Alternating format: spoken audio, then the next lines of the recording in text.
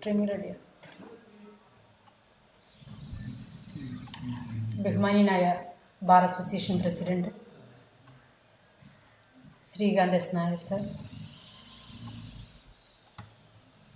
നമുക്ക് ക്ലാസ് എടുക്കാനായി എത്തിച്ചേർന്നിട്ടുള്ള bar council member Srinath Girish sir, ബഹുമാന്യരായ സീനിയർ അഭിഭാഷകർ, പ്രിയമുള്ള അഭിഭാഷക സുഹൃത്തുക്കൾ,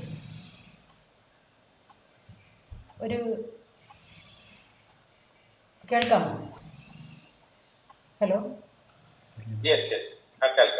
നമ്മളുടെ നിലനിൽപ്പിനെ ഉന്നം വെച്ചാണ് നമ്മൾ നീങ്ങുന്നതെങ്കിൽ തീർച്ചയായിട്ടും സ്ഥലം, കുലം, മുഖം, ന്യായമെല്ലാം നോക്കിക്കൊണ്ടുള്ള ഒരു സംസാര രീതിയാണ്, അവതരണ രീതിയാണ് നമ്മളെപ്പോഴും ശീലിക്കേണ്ടത്. കോടതികളുടെ മുമ്പിൽ നമ്മൾ നിൽക്കുമ്പോഴും ഏകദേശം സ്ഥിതി വ്യത്യസ്തമല്ല. തീർച്ചയായിട്ടും നമ്മുടെ ശരീരത്തിൻ്റെ ഭാഷ, മനസ്സിൻ്റെ ഭാഷ, നമ്മളുടെ വായ്മൊഴി എല്ലാം വളരെ ശ്രദ്ധയോടെ നോക്കിക്കാണേണ്ടതാണ്. നമ്മുടെ പുതിയ ബാർ അസോസിയേഷനിലേക്ക് പ്രാക്ടീസിനായി കടന്നു വരുന്ന പുതിയ അഭിഭാഷകർക്ക് അവരുടെ കാഴ്ചപ്പാടിൽ ആ നിലയിലേക്ക് അല്പമെങ്കിലും വെളിച്ചം പകരാൻ ഈ അസോസിയേഷന് കഴിയണം എന്നുള്ള ധാരണയുടെ അടിസ്ഥാനത്തിലാണ് നമ്മളിപ്പോൾ എംപവർമെൻറ്റ് സീരീസ് തുടങ്ങിയിട്ടുള്ളത്. അപ്പോൾ അതിൻ്റെ ഭാഗമായിട്ട് ഇന്ന് നമുക്ക് വളരെ പ്രാഗൽഭ്യം നേടിയ ആളെ തന്നെയാണ് നമുക്ക് ക്ലാസ് എടുക്കുന്നതിന് വേണ്ടി കിട്ടിയിട്ടുള്ളത്. അദ്ദേഹത്തെ ഞാൻ ഈ പ്ലാറ്റ്ഫോമിലേക്ക് സ്വാഗതം ചെയ്യുകയാണ്.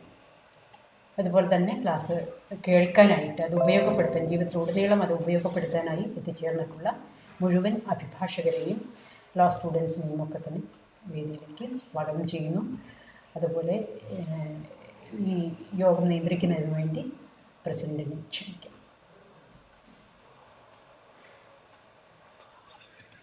Thank you, Secretary. Good evening. We all know that it's a Sunday evening, but we have absolutely no other time left. That's the reason why we selected this day for the topic. In fact, as you all may know, there are several legal classes going around on the virtual platform. So we thought that even though it's strictly related to legal, not exactly a law, we thought that we would be holding a lecture series on Codecraft Empowerment for Advocates. Advocates Codecraft Empowerment Lecture, Accel, which is mainly intended to equip the lawyers, not just about the law, not what to say, but how to say before a court, how to behave before a court. And this is the third in the series. The lecture was inaugurated by Sri Rafiq Ahmed, renowned poet and lyricist, on the topic Vakindya Shakti, Power of the Word. And secondly, by theatrics by Mr. Vijayan Virar, renowned film actor and director. And now we have a very good topic, Etiquette and Robes, a lawyer's code of conduct, by our member, a distinguished member and Bar Council member, and also the chairman of the Disciplinary Committee, Bar Council of Kerala. As I think everyone here will be very familiar with him. He's a hit in the social media, Facebook, WhatsApp and everything. And besides being a brilliant lawyer, he's a good orator and a singer. We'll hope we'll get another chance with him to showcase his other skills. But now, as of now, the topic that is chosen is specifically of importance to junior lawyers. When I was a junior, my senior told me about what's C.H. a lawyer that I accidentally met in the court. And I told my senior, Mr. P.M. Padmanabhan, that I've seen a lawyer and his behavior is immaculate. He said that should be, he asked me what was the way in which he presented, the way he sat in court, the way he entered the court and the way he exited the court. When I described all those things, I said, there is only one person like that, that is Mr. C.H.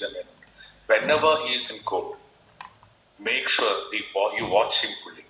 He is an encyclopedia about how a lawyer should behave in court.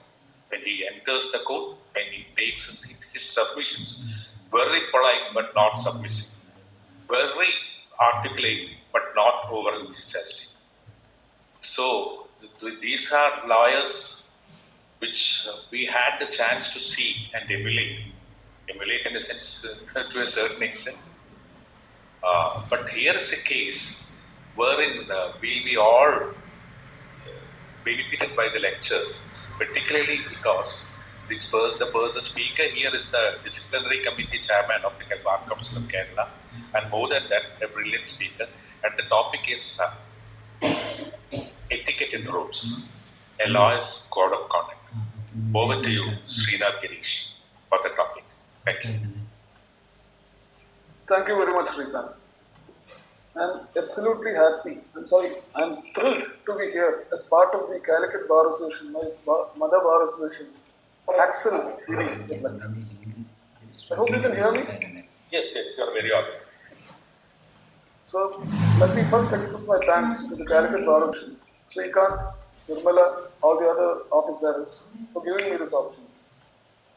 I also would like to remember at this juncture my senior, Advocate K. Ramaguttinath, who taught me everything about what being a lawyer is. He was always called in the Bar Association to talk about courtroom manners. That was his favorite topic. And I feel honored that I have been asked to speak on a related topic here. Let's go straight to the topic. We don't have much time, and as like Srikanth said, 4 മണി വൈകുന്നേരം ഞായറാഴ്ച. അപ്പോൾ എല്ലാവർക്കും കുറച്ചൊരു വയ്യായ്മയൊക്കെ ഉണ്ടാവും. എത്രയും വേഗത്തിൽ തീർക്കാൻ നോക്കാം. Thank you. Etiquette code of കോണ്ടക്റ്റിനെ പറ്റിയാണ് ടോപ്പിക്. നമ്മൾ വക്കീൽമാർ, lawyers, talk about their own profession. The most common objective that we use to describe it is noble. We call ourselves in a noble profession. The sad fact is that it's a term used by lawyers for lawyers to describe their profession. The general public sometimes does not. Over the ages, in books, movies, the lawyer is referred to as someone who is out to get something from someone else. We are commonly referred to as LIARs, liars. Even Shakespeare in Henry VI, he said, the first thing we do, let us kill all the lawyers. So this is what a society has to think about us. What thinks about us in the Vashman. This is Satya. This is true. This is why we have our college and the best part of our life, studying briefs, trying to protect our clients' interests, most of the time with just enough money to make ends meet, only to earn this unsavory reputation. I say it is not. Lawyers are respected. There is a tinge of disrespect because we know certain things that others do not. അതെന്നാണ് നമുക്ക് റെസ്പെക്റ്റും അതോടൊപ്പം combined with the fact that there are certain people amongst us who do not follow what proper a lawyer should be properly. That combines to give us a reputation which is slightly lesser than what we refer to ourselves as noble. ഇത് സത്യമല്ല ഒന്നുകൂടി പറയാം. ഏത് പ്രൊഫഷനിലാണ് കോൺസ്റ്റിറ്റ്യൂഷനിൽ ഏത് പ്രൊഫഷനെ കുറിച്ച് the legal profession is the only profession mentioned in the Constitution of India.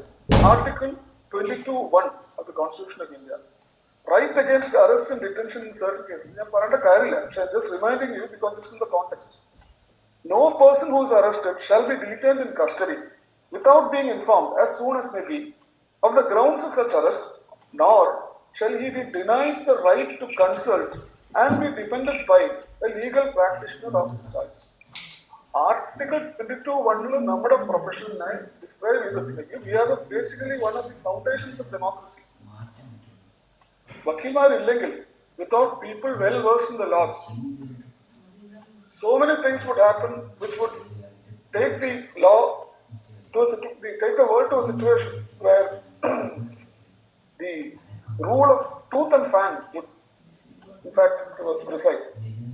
ഞാൻ പറഞ്ഞ 22:1 is also enshrined in one of our famous and landmark judgments of the Supreme Court.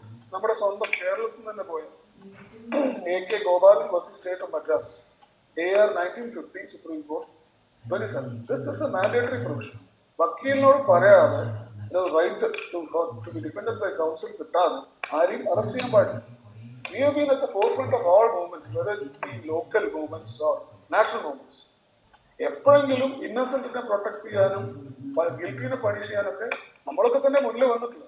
In good circles, in all good circles, a good lawyer is looked upon as someone who knows what to do, when to do it, and how to do it. He fully deserves it.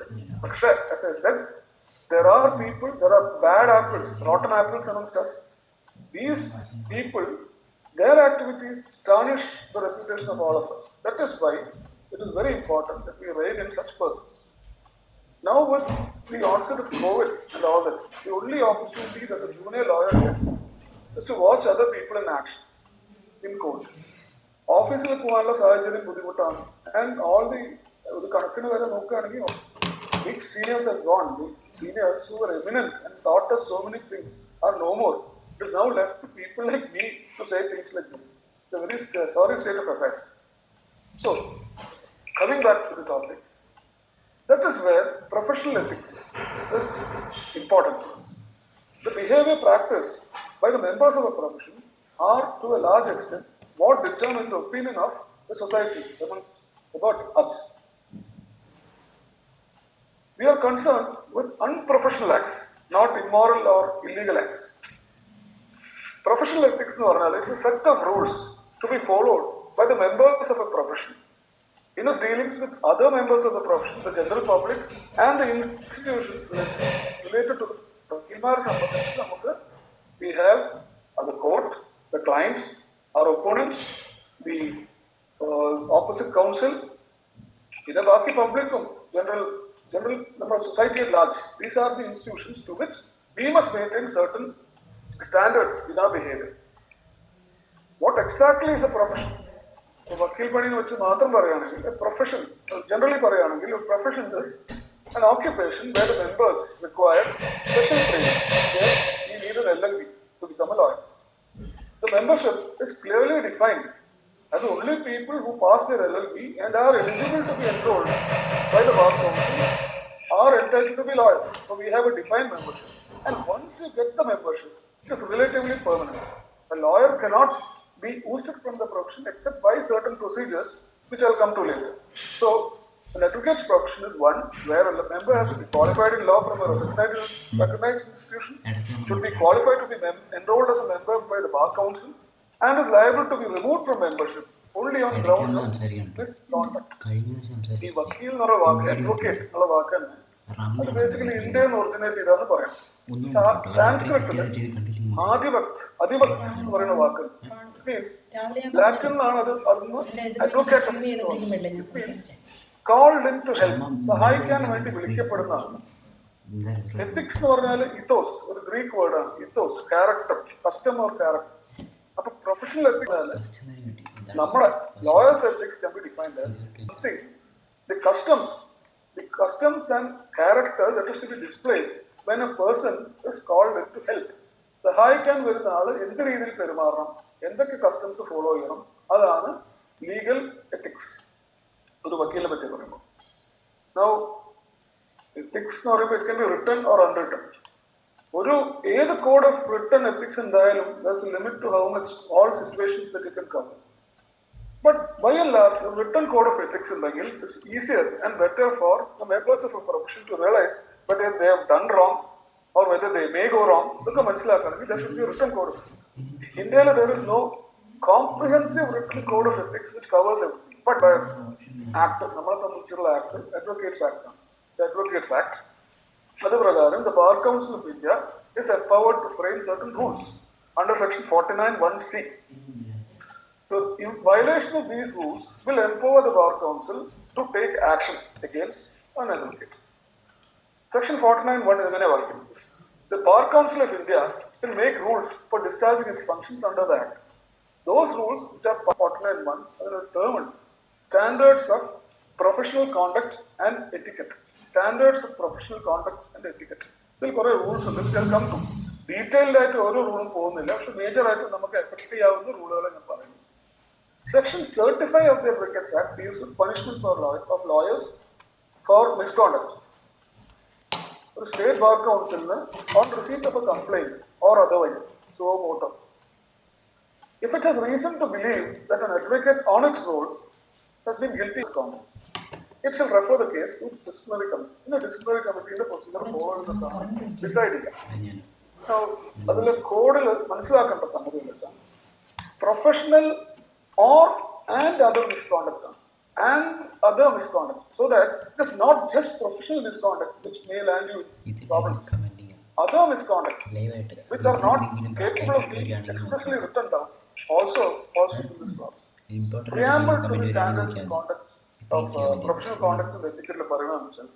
An advocate shall at all times comport himself in a manner befitting his status as an officer of the court, a privileged member of the community, and a gentleman, bearing in mind that what may be lawful and moral for a person who is not a member of the bar or for a member of the bar in his non-professional capacity may still be improper for an advocate.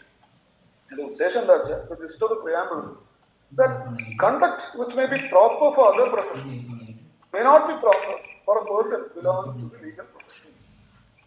Everything essentially boils down to the individual circumstances of each case. But basically, your conduct should not in any reflect upon the standards of the community. That is the basic idea. 2001 Supreme Court, AR 2001 Supreme Court 2028, Dastani versus Srikant Shivali. There, a lawyer repeatedly sought cross-examination at time. The witnesses are very, the court was not able to take it up. Finally, the court itself approached, sent a memo to the Bar Council to take action against. He was found guilty of certain actions, of impeding the process of the court. It went all up to the Supreme Court. There, the Supreme Court said, the use of the words other misconduct and other misconduct in section 35(1) is necessary for the Bar Council to equip itself with a binocular, അതായത് വളരെ സൂക്ഷ്മമായി പരിശോധിക്കാനും and with punish ചെയ്യാനുള്ള പവറും വെച്ചിട്ട് to help the promotion of justice. അതാണ് basic ഉദ്ദേശം. So in this case, it is held that any misbehavior which infringes the norms and standards can be regarded as misconduct. Now, the standards of professional conduct and etiquette of advocates contain many, but not all the acts that a lawyer should perform or refrain from performing to remain in good standing in the legal profession and to avoid disciplinary action of this. These rules can be broadly classified into 1, 2, 3, 4, 5, 6, 7, 8. 7 basically. 8 basically. Duty to the court, duty to the clients, duty to the opponents, duty to colleagues, duty in imparting training, duty to render legal aid, duty not to take up employment or business, duty to the state, public, law and the profession. I have taken the liberty of adding another duty, which I say duty to self, which I will come to later. Now let's talk about ethical behavior to the court. How should a lawyer behave to the court? With respect, but not servility. Srikant Sri Achutanand respect and കാണുന്നു. കാര്യങ്ങൾ പറയും, പക്ഷെ താഴ്ന്നു നിൽക്കേണ്ട കാര്യമില്ല. Do not allow the big winds to dictate terms to you, but fearlessly uphold the interests of your client. അത് വിചാരിച്ചിട്ട് ഒരു ക്ലയന്റിന്റെ ഷൂസിൽ ചാടി കയറി ഇരുന്നിട്ട് ലേമാന്റെ മാതിരി അടികൂടാന്നല്ല പറയുന്നത്. You should protect your client's interests, but be polite. Nothing is wrong with being polite to a judge. And mutual respect വേണമെന്നൊക്കെ സമ്മതിച്ചു. പക്ഷെ unless you show respect yourself, how can you expect respect in return? So this is something that we must ingrain in ourselves to work with us. So now suppose a case is taken up and your case is being heard by a judge.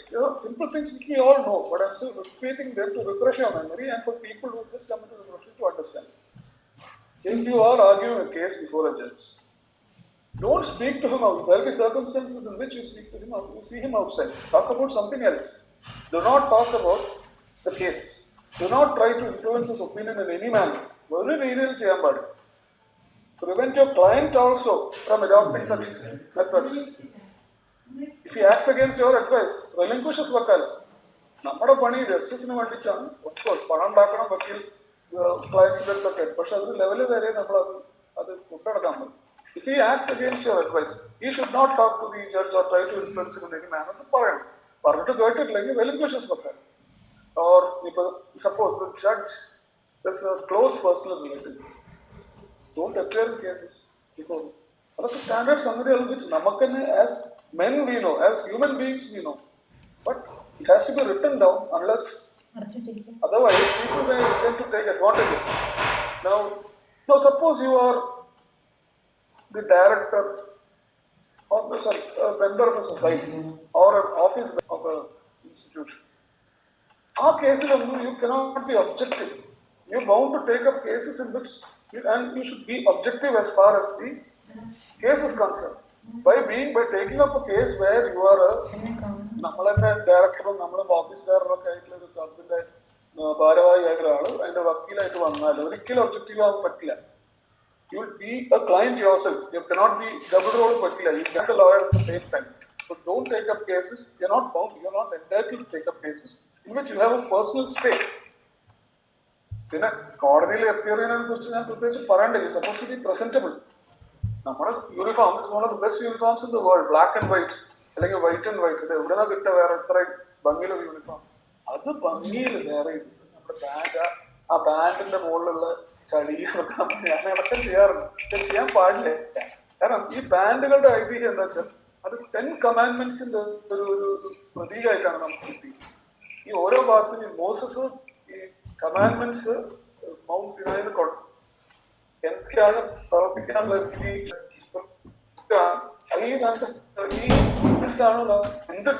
ചെയ്യുന്നുള്ളത് അങ്ങനെ important. Shine in your splendid uniform. Let the court get a good impression about you. ആദ്യം തന്നെ കാണാം ഇയാൾ കുഴപ്പമില്ലല്ലോ, നല്ല വൃത്തിയിൽ വന്നിട്ടുണ്ട്. Ensure that your attire, including the paraphernalia of the profession, gown, എല്ലാവിധ സംഗതികളും, ഗൗണ്, കോട്ട്, പാൻറ്, ഇവരൊക്കെ let it all be in top order. പിന്നെ ജഡ്ജിമാരായിട്ട് ഡീൽ ചെയ്യുമ്പോൾ നമുക്ക് പലപ്പോഴും ദേഷ്യം വരും. അത് അവിടുന്ന് ഇങ്ങോട്ടേക്കും വരും, നമുക്ക് ചിലപ്പോൾ അങ്ങോട്ടും വരും. ചിലപ്പോൾ നമുക്ക് അത്ര ഒരു രീതിയിൽ പ്രതികരിക്കാൻ പറ്റില്ല because of the particular situation we are in. പക്ഷെ ഒരു കോട്ട് ഞാൻ പറയാം. A judge is a person to be sympathized with rather than confronted. A judge is a person to be sympathized with rather than confronted. ഇതിന്റെ ഒരു original saying ഒന്നല്ല. ഇത് KN Katju, നമ്മുടെ first law minister, eminent lawyer, freedom fighter, അദ്ദേഹം പറഞ്ഞതാണ്. He said, I regard the judge as an extremely unfortunate individual always for the last 32 years, a person who is entitled to my utmost sympathy, because it is really a misfortune to decide controversies and definitely to come to a decision amongst a mass of false evidence, perjuries, fabricated documents and all. അപ്പോൾ just imagine, ജഡ്ജിമാരും മനുഷ്യന്മാരാണ്. they are also trying to do their work to the best of their ability. അപ്പോ ഇതിനോട് ദേഷ്യം പിടിച്ചിട്ട് നമുക്ക് പ്രത്യേകിച്ച് ഒന്നും നേടാനില്ല. ജഡ്ജ് ലോസ്റ്റ് കേസ് ലോസ്റ്റ് എന്നാണ് നമ്മൾ പറയാ. പക്ഷെ അത് വിചാരിച്ച് ടോട്ടലി താഴ്ന്നു നിൽക്കണമെന്നല്ല. But at the same time sympathize with the judge. He also is under work pressure. He has got orders from his superiors to dispose of so many cases a month. എന്ത് ചെയ്യാൻ പറ്റും? അത് തീർക്കണ്ടേ? List ഇടണം. List തീർന്നിട്ടില്ലെങ്കിൽ ആകെ പ്രശ്നം. Promotion effect, salary effect, whatever. So cooperate with the judge. Humor is a very, very important thing in court. It lessens the tension. It reduces the friction in court.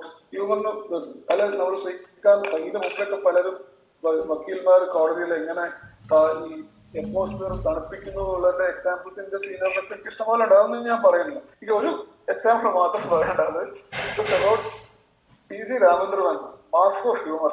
അദ്ദേഹത്തെ പോലെ ഒരു humour use ചെയ്യാൻ കഴിവുള്ള ഒരാൾ, പാവം അദ്ദേഹം കഴിഞ്ഞിട്ടൊക്കെ ഉള്ളൂ. ഒരു കേസിൽ ഒരു എക്സിക്യൂഷൻ പെറ്റീഷൻ, ഒരു പ്രോപ്പർട്ടി, ഒരു വസ്തു വേറൊരാൾക്ക് ഡെലിവർ ചെയ്യാനുള്ള ഓർഡറായി. ആമീനെ പറഞ്ഞു വിട്ടു. ആമീനെ പറഞ്ഞു വിട്ടപ്പോൾ എതിരെ ഈ വീട് കൊടുക്കണ്ട, അയാളുടെ വളരെ ഫിയേഴ്സ് ആയിട്ടുള്ള നായനെ അഴിച്ചു വിട്ടു. അഴിച്ചു വിട്ടിട്ട് അത് ആമീന്റെ പിന്നാലെ ആമീൻ ജീവനും കൊണ്ട് ഓടി നേരെ പോയി റിപ്പോർട്ട് കൊടുത്തു. അവിടെ ചെന്നപ്പോ നായനെ വെച്ച് വിട്ടു. വെടികിട്ടാണ്ട് ഭാഗ്യം. ജഡ്ജ് നമുക്ക് എല്ലാവർക്കും ഇഷ്ടപ്പെട്ട ഒരു ജഡ്ജാണ്. പക്ഷെ ഭയങ്കര ദേഷ്യം വന്നാൽ വല്ലാതെ ദേഷ്യം പിടിക്കുന്ന ഒരു ജഡ്ജാണ്. കേസ് കാരണം ഡെലിവർ കോൾ ഓൺ. അടുത്ത ദിവസം ബഹളാണ് അവിടെ. പി സി രാമചന്ദ്രനാണ് ജഡ്ജ്മെന്റ് ക്ലിയർ ചെയ്തത്. അദ്ദേഹം ചെന്നു. ആദ്യം കുറെ ജഡ്ജ് പറഞ്ഞു, ഇൻസൾട്ട് ടു ദ കോർട്ട്, ആമീൻ is an officer of the court, this is an insult to the dignity and majesty of the court. കുറെ കേട്ടു ഒക്കെ പറഞ്ഞു. വോട്ട് ചെയ്ത പി സി ആർ ഒന്നും മിണ്ടാണ്ട് അവിടെ നിന്നിട്ട് ഈ കോപ്പി ഓഫ് ദ റിപ്പോർട്ട്. ഈ കോപ്പി ഓഫ് ദ റിപ്പോർട്ട് കിട്ടിയിട്ട് കുറച്ച് 3 മിനിറ്റ് വായിച്ചിട്ട് ഉറക്കെ ചിരിക്കാൻ തുടങ്ങി. ജഡ്ജ് എല്ലാരും അതിശയിച്ചു. കാരണം എന്താ ഇങ്ങനെ ചിരിക്കുന്ന കോടതിയിൽ? Why is he laughing? അവസാനം ജഡ്ജ് ചോദിച്ചു, this a serious matter mister P C Ramachandran, why are you laughing? P C R പറയാം, the dog did not know that the Amin is an officer of the court. ആരാ അവിടെ വന്ന് നായക്ക് അറിഞ്ഞിട്ടില്ല. It was only doing it's duty. അടുത്ത പ്രാവശ്യം ആമീനെ വിട്ടാൽ ഒരു പ്രശ്നമില്ലാതെ നോക്കാം. എല്ലാരും പറയുന്ന ജഡ്ജെന്നെ ചിരിച്ചിട്ട് അവസാനം പ്രശ്നമില്ല. That is how a lawyer, a seasoned lawyer, can handle a judge and reduce atmosphere of tension. Now, when a judge is against you, judges always against your case, തുടക്കം മുതലേ നമ്മൾ പറയുന്നത് ഒക്കെ എതിർത്ത് പറയുന്നത് ആളൊക്കെയാണ്. അതിന് ചില ടെക്നിക്സ് ഉണ്ട്. അത് പ്രാക്ടീസ് ചെയ്യുമ്പോൾ ഒരു ടെക്നിക്കിന്റെ പേര് yes but technique. Yes but എന്ന് പറഞ്ഞാൽ ജഡ്ജായിട്ട് എഗ്രി ചെയ്യില്ല. പക്ഷെ അത് നമ്മുടെ എക്സ്പെർട്ടായിരുന്നു ടി പി അരവിന്ദാക്ഷന്റെ ആർഗ്യുമെന്റില് ജഡ്ജ് ടോട്ടലി എതിരായിട്ട് കുറെ നേരം അത് മുഴുവൻ ഒന്നും ഇന്ററപ്റ്റ് ചെയ്യാൻ ഒന്നുമില്ല. എന്നിട്ട് പറയും, your honour is absolutely correct. ജഡ്ജിന് സന്തോഷമായി. ബട്ട് എന്നിട്ട് മൂപ്പര കേസ് പറയും. ഇപ്പൊ ജഡ്ജിന് സന്തോഷമായി, പറയേണ്ടൊക്കെ പറഞ്ഞല്ലോ, നീ വക്കീലിന്റെ ഭാഗം കേൾക്കാം, എന്തെങ്കിലും ആയിക്കോട്ടെ എന്നുള്ള. പക്ഷേ ടി പി അരവിന്ദാക്ഷന്റെ ആർഗ്യുമെന്റ് കേട്ടാൽ ജഡ്ജ് പറഞ്ഞൊക്കെ ചിലപ്പോൾ മാറ്റി വെച്ചിട്ട് അടുത്ത judgment ആ രീതിയിലാണ് വരിക. That is how a lawyer handles tension in court and a case that can go badly by handling the judge in a manner that no one is hurt, the atmosphere of the court is, the dignity, decorum of the court is maintained. വേറൊരു aspect നമ്മൾ നോക്കേണ്ടത്, നമ്മൾ കക്ഷികൾക്ക് വേണ്ടിയിട്ട് V R appearing അവരുടെ friends അല്ല as far as A case is concerned. So now suppose you are not supposed to stand as a surety for a client. You can stand for a surety for a friend who is a lawyer. അതൊന്നും പ്രശ്നമില്ല. പക്ഷെ as A ക്ലയന്റിന് വേണ്ടി surety നിൽക്കരുത്. Surety certify ചെയ്ത്, അതായത് sound ആണ്, solvent ആണെന്നുള്ളതും അതൊന്നും നമ്മൾ ചെയ്യാൻ പാടില്ല. 1979 Supreme Court 1719 Vijay Singh Rathore versus Muralilal. അതില് ഒരു ചെറുപ്പക്കാരൻ വക്കീൽ, അയാളുടെ ഓവർ എന്തൂസിയാസം, ചെറുപ്പത്തിൽ ഉണ്ടാകുന്ന ഒരു over എന്തൂസിയാസം, he certified the solvency of a surety. അത് പ്രശ്നമായി. The Bar Council in fact suspended him for a period. The Supreme Court again stepped in and said that വെറും ഒരു reprimand ആക്കി. He is not supposed to stand as surety. അത് സത്യമാണ്. പക്ഷെ അയാളുടെ യൂത്തും അയാളുടെ പിന്നെ ആ ഷുവർട്ടി സോൾവെന്റ് തന്നെയായിരുന്നു. there is no moral turpitude involved also. ഈ 3 കാരണം കൊണ്ടും മാറി. പക്ഷെ ഒന്ന് ആലോചിച്ചു, ഇത്രയും കഷ്ടപ്പെടേണ്ടി വന്നില്ലേ? ഷുവർട്ടി സോൾവെന്റ് ആണെന്ന് സർട്ടിഫൈ ചെയ്തു. Not do it. No, as far as the court is concerned, these are things. എന്താ ശരി തെറ്റ് എന്നുള്ളത് നമുക്ക് തന്നെ ഉള്ളിൽ ഒരു ബേസിക് ഇൻസ്റ്റിങ്ക്റ്റ് ഉണ്ടാവും. Ethical behaviour to the client, that's the next duty to the client. പലപ്പോഴും നമ്മൾ കാരിയറിൽ ജീവിതകാലം ഇപ്പൊ ഇത്രയും കാലമായിട്ട് ഇപ്പോഴും സീനിയർ വക്കീൽമാർക്ക് വരെ ഒരു ചോദ്യം വരാറുണ്ട്. സ്റ്റാൻഡേർഡ് ആയിട്ട് കേട്ടത്, ഒരു കക്ഷി തെറ്റ് ചെയ്താണെന്ന് അറിഞ്ഞിട്ടും ഒരു പ്രതി കുറ്റം ചെയ്താണെന്ന് അറിഞ്ഞിട്ടും നിങ്ങൾ എങ്ങനെ ഈ കേസ് എടുക്കുന്നത്? എങ്ങനെയാ വക്കീലിന് അത് തോന്നുന്നത്? Don't you feel shame? ഒക്കെ പറഞ്ഞ വക്കീൽമാർക്കുള്ള ഒരു റെപ്യൂട്ടേഷനിൽ ഒരു വലിയൊരു ഫാക്ടറാണ് the fact that even despite believing in a client's guilt, a lawyer takes up his brief. That is considered as something very bad against us. ഇനി ആരെങ്കിലും അടുത്ത പ്രാവശ്യം ചോദിച്ചാൽ talk about rules 11 and 15 of the standards. നമ്മുടെ standards വ്യക്തമായിട്ട് പറയും, ഒരു വക്കീലിന് അയാളുടെ അടുത്ത് കൊണ്ടുവരുന്ന ഏത് ബ്രീഫും ആക്സെപ്റ്റ് ചെയ്യാൻ ബാധ്യത ഉണ്ട്. You shall not refuse any brief except under certain particular circumstances. ചില പ്രത്യേക സാഹചര്യങ്ങളിലല്ലാതെ ഒരു ബ്രീഫ് നമ്മൾ പറ്റില്ല എന്ന് പറയും. അതിന് സർക്കംസ്റ്റാൻസസ് എങ്ങനെയാ വെച്ചാൽ, അത് ഒരു കേസ് ഉണ്ടായിരുന്നു, കോട്ടയം ബാർ അസോസിയേഷൻ്റെ ഒരു ഇഷ്യൂ. ആ കേസ് അതിന് വേറൊരു ആസ്പെക്റ്റും, ഒരു വക്കീലും ഒരു ഇൻസ്പെക്ടറും പോലീസ് ഇൻസ്പെക്ടറും തമ്മിലൊരു fight. And the Kottayam Bar Association passed a resolution saying that no lawyer from the Kottayam Bar Association will appear on behalf of the inspector before the Kottayam Court. അത് ശരിയാണോ അല്ലേ എന്നുള്ളതാണ്. So the petition for transfer of the case was filed by the inspector before the High Court. Muralidharan Nair versus Anthony, 1985 KLT 1. അതില് the High Court held that ഒരേ aspect ഇതായിരുന്നു, that ഒരു വക്കീൽ ഒരു ബാർ അസോസിയേഷൻ അങ്ങനെ തീരുമാനം എടുത്തിട്ട് you cannot deny anyone legal representation. അതിന്റെ ബാക്കിയുള്ള ആസ്പെക്ടുകൾ പറഞ്ഞു. Only the circumstances under rule 11 and rule 15 in which you can refuse a brief. If you are physically unable to attend to the case due to some illness or disability or are unavailable due to some reason, അസുഖം, സ്ഥലത്തില്ലായ്മ. പിന്നെ when you do not practice in the set court, supreme court പോയിട്ട് ഒരു case നടത്തുന്ന ഒരാൾ വന്നാൽ അത് municipal കോർട്ടിലോ magistrate കോർട്ടിലോ practice ഇല്ലാത്ത പറ്റില്ല. So you do not practice in that court, you are not bound to go there. When you are not trained in that aspect of law, RCP നടത്തുന്ന ശ്രീനാഥ് ഗിരീഷിനോട് പോയിട്ട് നടത്താൻ പറഞ്ഞാൽ എങ്ങനെ ഉണ്ടാവും? അതേ രീതിയിലാണ്. You do not practice in that aspect of the law, you are not trained in that aspect of the law, you are entitled to refuse a brief. When the other side has already consulted, പല സാഹചര്യങ്ങളിലും രണ്ട് ഭാഗം അറിയുന്ന ആൾക്കാരെ ഒരാൾ വന്നിട്ട് നമ്മളെ consult ചെയ്ത് കഴിഞ്ഞാൽ, that in such case you are entitled to refuse the brief. You are bound to refuse the brief of the other party. You are likely to be called as a witness. ഒരു witness ആയിട്ട് വേറെ ഒരു കേസിൽ വിളിക്കാൻ സാധ്യത ഉണ്ടെങ്കിൽ you are not entitled to take up a brief. You can refuse the brief. Sorry. When the client is unwilling to pay, അതാണ് ഏറ്റവും വലുത്. When the client is unwilling to pay your fee, പൈസ ഇല്ലാണ്ട് വെറുതെ ഒരാൾ നമ്മളോട് പോണം, case എടുക്കണം, നമ്മൾ എടുക്കേണ്ട കാര്യമില്ല. Unless you get your fee, you are not bound to take up any fee. So that sections 11 and 15, rules 11 and 15 പ്രകാരം you are expected to take up a case regardless of whether you believe your client's innocence or guilt, or whether it is in the wrong side in a civil matter or what. You are bound to take it up. That is what you are trained for. Judging is a judge's job. Your job is to present your client's case before the judge. The judge can agree or not agree. That is not. And once you take up his brief, you are bound to do your best to protect his interest till the case is over. No one is entitled. Every person is entitled to legal representation. അതാണ് Muraleedharan Nair versus ആന്റണിയിലുള്ള list. If you have any adverse interest or any connection with the opposite party, client വരുമ്പോൾ തന്നെ നമ്മൾ പറയണം. അതിനുശേഷം ഈ case എടുക്കണം എന്ന് പറയുകയാണെങ്കിൽ you are entitled to take it up. പിന്നെ വക്കാലത്ത് relinquish ചെയ്യാൻ എന്തായാലും you cannot do it without solid reasons. വെറുതെ എന്തെങ്കിലും പറഞ്ഞിട്ട് ഒരു വക്കീലിന്റെ ഒരു കക്ഷിന്റെ വക്കാലത്ത് relinquish ചെയ്യാൻ പാടില്ല. എന്തുകൊണ്ട് relinquish ചെയ്യണമെന്നുള്ള വ്യക്തമായ കാരണമാണ്. That is something individual ആണ്, whether that reason is sufficient or not. പിന്നെ കക്ഷിയുടെ പണം ഇനിയിപ്പോ വക്കാലത്ത് ഒഴിവാക്കുകയാണെങ്കിൽ you are bound to return him any unearned fee. Now suppose you taken the fees for preparing and filing a suit, and you only prepare it but have not filed it. You are bound to return what you have an estimate for preparation. അത് കയ്യിൽ വെച്ചിട്ട് ബാക്കി filing ഫീ, ഇപ്പൊ court ഫീ ഒക്കെ എടുത്തിട്ടുണ്ടെങ്കിൽ അത് അടച്ചിട്ടില്ലെങ്കിൽ you bound to return it. പിന്നെ കക്ഷിയുടെ പണം അതൊന്നും നമ്മൾ ചെയ്യാറില്ല. പക്ഷെ കക്ഷിയുടെ പണം you are bound to keep an account. Account വെച്ചിട്ട് മെട്രിക്കുലസ് അയാൾ ചോദിച്ചാൽ അതിന്റെ കോപ്പി എടുത്ത് കൊടുക്കണം.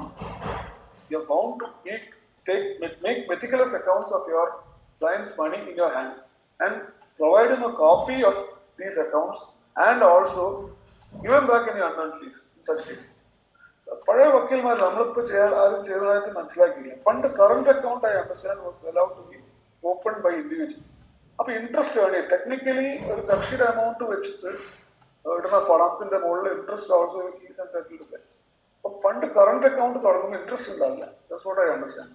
അപ്പൊ ഇൻഡിവിജ്വലിന് വക്കീലിന് current account for depositing clients money, അതിന് മാത്രമായിട്ട് പണ്ട് എല്ലാ വക്കീൽമാരും വെച്ചത്. ഇപ്പൊ you can do it because only savings bank account, but അങ്ങനെയാണെങ്കിൽ savings interest will accrue, which is also ഷട്ടറക്കം നമ്മൾ പോകണ്ട.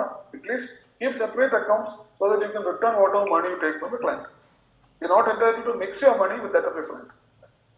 പിന്നെ നമ്മുടെ ആ section 126 of evidence act, privilege community, നമുക്ക് കിട്ടുന്ന പ്രൊട്ടക്ഷൻ. അതിന് you are not entitled to disclose such privilege communications to anybody. Section 126 പറയുന്ന പ്രകാരം unless it is to prevent 126 judgement law ആണെന്ന് വ്യക്തമായിട്ട് ഓർമ്മില്ല, പക്ഷേ unless it is to prevent the commission of any offence, you not entitled, you are protected. In fact privilege communications are protected. You are not revealing them would be professional misconduct. Now, consent of the client ഉണ്ടെങ്കിൽ ചെയ്യാം. Without the now suppose you offer yourself, the client offers you as a witness. Suppose നമ്മുടെ പഴയ കേസിൽ നമ്മളെ pleading prove ചെയ്യാൻ വേണ്ടിയിട്ട് ഒരു കക്ഷി നമ്മൾ വിളിക്കുകയാണെങ്കിൽ, that consent is implied. 2019 1 KHC 324 Reshma Majeed ഒരു ഷമീർ അതിൽ പറയുന്നുണ്ട്, when the client himself wants his lawyer to be examined, then there is an implied consent. The consent is manifest, so that is not an issue. പിന്നെ വേറൊന്ന്, നമ്മൾ ഈ കോടതി കൊടുക്കുന്ന pleadings ഉണ്ടല്ലോ, claims, written statements, petitions, എല്ലാം വരും. Even though technically they don't follow the pleadings, they are not privileged communications. You prepare them and file them in court. It is not a privileged communication. They are part of the court record. It's not a privileged communication anymore. So, ആ ഒരു protection അവർക്കില്ല. അപ്പോൾ ഒരു opposite പാർട്ടിന്റെ കൗൺസിലിനെ വേണമെങ്കിൽ നമുക്ക് someone ചെയ്തിട്ട് witness ആയിട്ട് വിളിക്കാം. There is no bar under section 1. So always remember that your primary loyalty is to justice. Now suppose in a criminal case you are appointed as a prosecutor, special prosecutor, അല്ലെങ്കിൽ സാധാരണ public prosecutor. Now they unearth something that is favorable for the accused. They are supposed to disclose it. അതുകൊണ്ട് conviction കിട്ടാൻ വേണ്ടിയിട്ട് മാത്രം ഒരു prosecutor പ്രവർത്തിക്കാൻ പാടില്ല. ഈ ഒരു കേസിൽ 2014 volume 16 SCC 623 Sandeep Kumar Bafna, state of Maharashtra, അതിൽ വ്യക്തമായിട്ട് സുപ്രീം കോർട്ട് ഹോൾഡ് ചെയ്തിട്ട് a prosecutor, a public prosecutor is bound to bring the truth before the court. His attitude must be couched in fairness to the court, the investigating officer and the accused as well. So the public prosecutor is not just a servant of the state, he is a servant of the general system of law. അപ്പോൾ എന്തെങ്കിലും അക്യൂസ്ഡിന് ഗുണമായിട്ടുള്ള വല്ല circumstances കിട്ടിയിട്ടുണ്ടെങ്കിൽ the prosecutor must make it available to the court. Now with respect to fee, contingent fee പാടില്ല. You are not entitled to stipulate for a fee which is contingent on the result of the case. അത് അതിന് പണ്ടത്തെ ഒരു French law എന്നുള്ള വാക്കുകളൊക്കെയാണ്. Maintenance എന്ന് പറയുന്നത് ഇന്റർമെഡ്ലിംഗ് of A disinterested party encourages. വേറെ ആരെങ്കിലും കൊണ്ട് ഒരു കേസ് കൊടുക്കണം എന്ന് താല്പര്യമില്ലാത്ത ഒരാളെ കൊണ്ട് നമ്മളൊരു കേസ് കൊടുപ്പിക്കുക, that is maintenance. Champerty, M-P-E-R-T-Y. Champerty is maintenance of a person in a lawsuit on condition that a share of the subject matter will be given to the maintainer. ആ share എന്താ കിട്ടുന്ന വെച്ചാൽ അതിന് വേണ്ടിയുള്ള ചെലവുകളൊക്കെ എടുക്കുക. ആ ചെലവ് കഴിഞ്ഞിട്ട് കേസ് ജയിച്ചാൽ അതിന്റെ ഷെയർ നമുക്ക് തരണം, ഒരു പോർഷൻ. കണ്ടിൻജന്റ് ഫീ ആണ്. This is frowned upon. Rules 20 and 21 specifically lay down this. The principle that a contingent fee is not permissible. അത് Xavier versus state of Kerala and others 1974 KLP 277 വന്നു. So that പലപ്പോഴും നമ്മൾ കാണുന്നത് എത്ര ശതമാനം ഒരു കേസിന്റെ വിധിക്കനുസരിച്ച് അതൊരു ഇല്ലീഗലാണ്, ഇതിന് തെളിവുണ്ടാകും. But if a lawyer even writes a letter saying that ശരി ഇതിന്റെ ഒരു 10% തന്നോളും scrap, you can proceed against under these rules section 28. അതേമാതിരി ഒരു ക്ലയന്റിന് ഇത് ഒരു ഏകദേശം മെയിൻ്റനൻസും ഷാമ്പട്ടി മാറ്റത്തിനാണ്. A client needs money to continues litigation. Court fee അടക്കാൻ പൈസ ഇല്ല, you not allowed to give it to champerty. It is his own responsibility. Court fee നിർത്തി സഹായിക്കാൻ പാടില്ല. പിന്നെ നമ്മളെ കക്ഷിയോ അല്ലെങ്കിൽ ഓതറൈസ്ഡ് ഏജന്റോ അല്ലാത്ത ഒരാളുടെ അടുത്ത് നമ്മൾ യാതൊരു ഇൻസ്ട്രക്ഷനും ചെയ്യാൻ പറ്റില്ല. You are not bound to act or proceed on the advice of anyone who is not your client or is authorized representative. നമ്മൾ ഈ കെട്ട് സൂക്ഷിച്ചു വെക്കുന്ന ഒരു ഏർപ്പാടുണ്ട്. അതായത് ഫീസ് കിട്ടിയില്ല, അപ്പൊ കെട്ട് കിട്ടണമെങ്കിൽ ആ ഫീസ് തരണം. It's a lawyer entitled to a lien on the bundles, the case files. പണ്ട് ഡിഫറിംഗ് വ്യൂസ്. പണ്ട് ദ കോർട്ട്സ് പറ്റും until the case is over and until his fees are paid, the lawyer is entitled to retain the money. പാടില്ല എന്ന് പറഞ്ഞു. Finally supreme court AR 2000 supreme court 2912 Saxena versus Balram Prasad AR 2000 Supreme Court 2912 held that under no circumstances can a lawyer retain the bundles of a client. The lawyer has no line. അത് എന്ത് അടിസ്ഥാനത്തിലെ പറഞ്ഞില്ല. Indian contract ആക്ടിൽ bailor bailee relationship ഉണ്ട്. ഗുഡ്സിന്റെ model 140 article sections 148 and 171. അപ്പോൾ ഇതിലൊരു bailor bailee relationship അല്ല. Bailor has the lien over the goods. Files are not goods. Files are not goods. A lawyer cannot have a lane over this and files retain ചെയ്യാൻ വേണ്ടിയിട്ട് retain ചെയ്ത് fees വാങ്ങാൻ പറ്റില്ല. പിന്നെ ഇപ്പൊ അടുത്ത് ഒരു വക്കീൽ ഈ ഫയലിന്റെ cheque case against a client, ഫീസിലേക്കുള്ള ചെക്കാ, വലിയ എമൗണ്ട് ഉണ്ടായിരുന്നു. സുപ്രീം കോർട്ട് എന്താ പറഞ്ഞാൽ വക്കീലിന്റെ ഫീസാണെന്നൊന്നും പറഞ്ഞിട്ട് കാര്യമില്ല. He is bound to prove it just like any ordinary client. The client is bound and entitled to dispute the liability. പൈസ കിട്ടാണ്ടെന്നുള്ള വക്കീല് പ്രൂവ് ചെയ്യാം. That is in 2018 1 KSC Sunitha versus state of Telangana. പിന്നെ നമ്മള് കേസുകൾ പലപ്പോഴും നല്ല വസ്തുക്കൾ ചെറിയ വിലക്ക് വിൽക്കപ്പെട്ടിട്ടുണ്ടാവും ഈ ഓപ്ഷനിൽ. You're not entitled to bid for it directly or indirectly. If you know anything about the price of a property which is going to be sold in auction, you're not entitled to bid for it directly or indirectly. AR 99 Supreme Court 2866. പിന്നെ ഒരു ഭാഗത്തിന് വേണ്ടി എപ്പോഴും appeared or acted or advised, you are not entitled to advise, appear or act for the opposite party. Opposite party മാത്രമാണ്. അതായത് രണ്ടുപേര് എയും ബിയും തമ്മിലുള്ള ഒരു കേസ് ഉണ്ട്. എക്ക് വേണ്ടിട്ട് നമ്മൾ എപ്പോഴെങ്കിലും അഡ്വൈസ് കൊടുത്തിട്ടുണ്ട് ആക്ട് ചെയ്തിട്ടുണ്ട് as A lawyer. You cannot at any time appear for the B. നമ്മൾ പലപ്പോഴും കേസ് നടത്തിയിട്ട് എതിർഭാഗത്തിന് ചിലപ്പോൾ നല്ല ബ്രില്യന്റ് വക്കീൽമാരൊക്കെ ആണെങ്കിൽ ചിലപ്പോൾ എതിർഭാഗം നമ്മുടെ കക്ഷിയമാകും. പക്ഷെ അങ്ങനെ എടുക്കുമ്പോൾ അത് തെറ്റൊന്നുമില്ല, സൂക്ഷിക്കണം. നമ്മുടെ പഴയ കക്ഷിക്കെതിരെ ഈ ആൾക്ക് വേണ്ടിയിട്ട് നമ്മൾ കേസ് കൊടുക്കാൻ പാടില്ല. 33 പറയുന്നത് Chandrashekhar Soni versus bar council of Rajasthan AR 1983 Supreme Court 101. ചുരുക്കം പറയാച്ചാൽ you cannot abuse the confidence that a client is reposed in any manner. Ethical behavior to the opponent. എതിർ കക്ഷിയോട് വക്കീലിനല്ല പറഞ്ഞത്, എതിർ കക്ഷിയോട് നമ്മൾ ബിഹേവ് ചെയ്യേണ്ട രീതിയിലാണ്. നമ്മൾ എതിർഭാഗം ഒരു വക്കീലിനെ വെച്ച് കഴിഞ്ഞാൽ not entitled to talk to him directly. All your dealings to him must be through his lawyer. You're not entitled to talk to him directly. ഇല്ല, വല്ല കാരണം എന്താ വെച്ചാൽ we should not take undue advantage of a layman's lack of legal knowledge. That is the principle.